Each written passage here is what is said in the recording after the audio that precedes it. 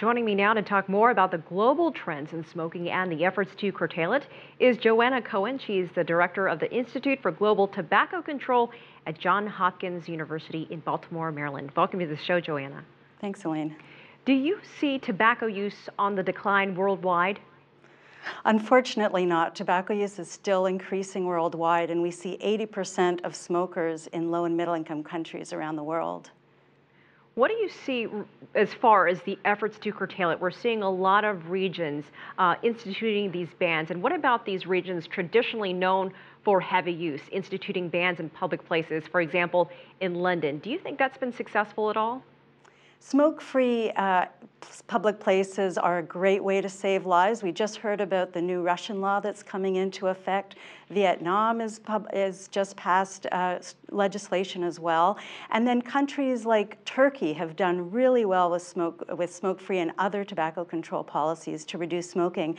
And in a country like Turkey, we've actually seen concomitant reductions in tobacco use that have just been released today.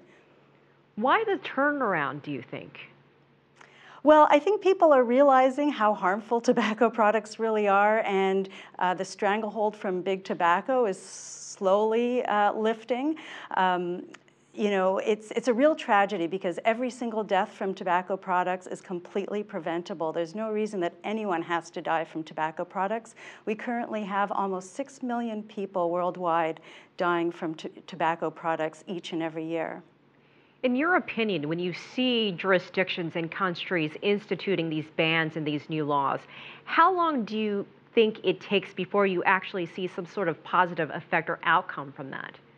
Well, actually, Elaine, we see results almost immediately. There have been some really exciting studies that have looked at hospitalizations from things like heart attacks following the institution of a smoke-free public policy, and you actually see declines in hospital admissions for cardiovascular disease. And then you'll see reductions in cancers a number of years later. Smoke-free public places are great because they help people quit, they stop people from starting to smoke, and they protect workers from the harmful effects of secondhand smoke. Joanna, we were doing a story about Russia and some areas in Latin America, but in your opinion, what are some other parts of the world that could use more improvement in this area?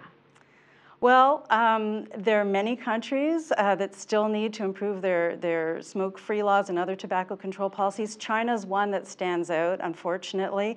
China is home to 1 in every 3 smokers in the world and responsible for 1 in every 6 deaths from tobacco products, and we still have smoking in workplaces, restaurants, bars. So we're really looking forward to seeing a lot of progress in countries like China around smoke-free public places and other tobacco control policies. All right, Joanna Cohen, thank you so much for your time on the show. Thank you.